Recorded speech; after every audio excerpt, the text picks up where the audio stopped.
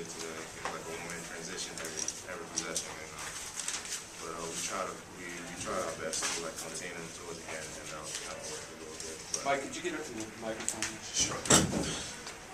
Yeah, we try to contain Williams. He went for area a little bit. It was like a one-man transition, watching him play, and playing against him. Yeah, he's pretty quick and really athletic. So. Michael, late in the game, did you guys get caught up in their pace a little bit and play a little faster than maybe you wanted to?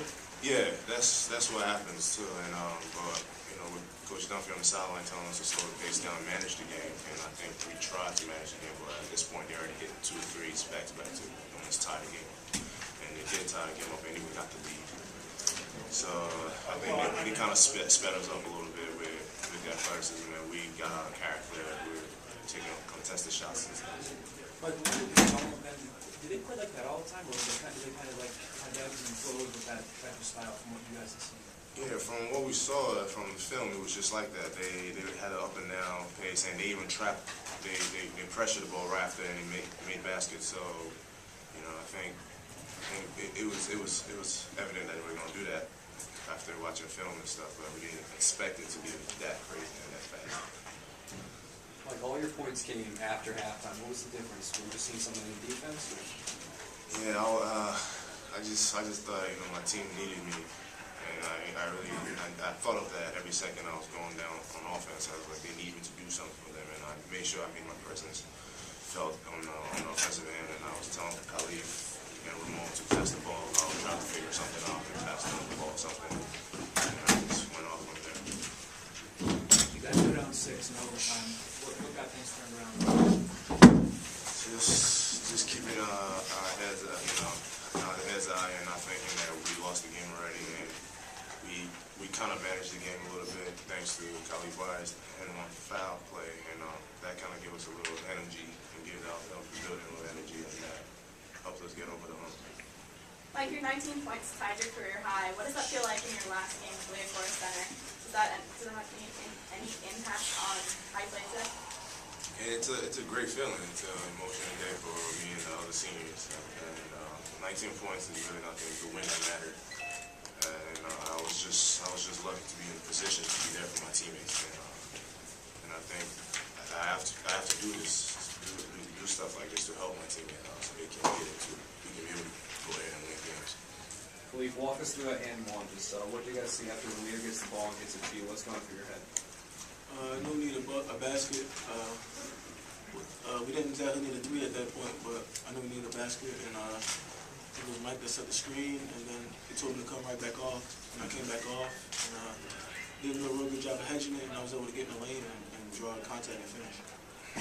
On the final play, just as that ball's getting batted around, at what point did you decide you were going to try to sneak ahead and hope you guys got the offensive rebound?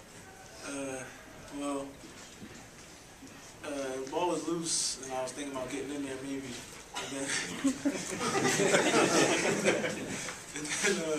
I saw Raleigh had a pretty good hold of it. So once I saw Raleigh I figured Raleigh was going to get possession. I leaked out a little bit, and Raleigh, he actually got fouled when he threw it to me. They didn't call it though. And I got out, and thank God I finished it. Khalif, you almost lost it doing away with that. Yeah, I'm not used to being all by myself running down the court. So I just dribbled it and kind of went too high, I guess.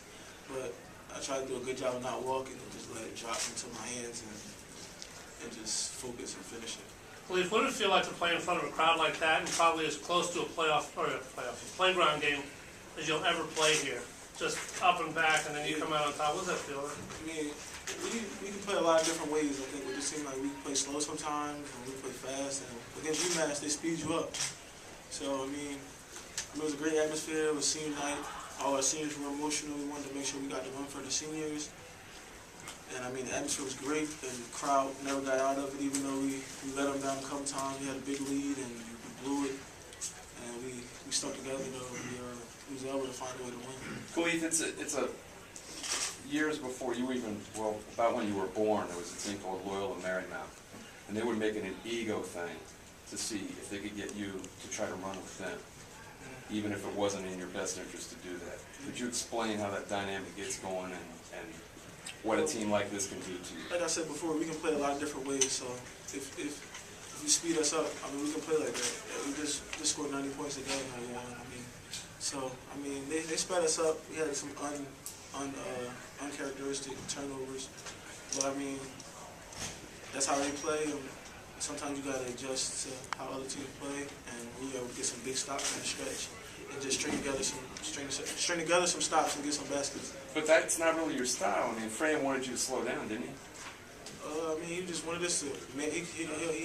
He emphasizes managing the game.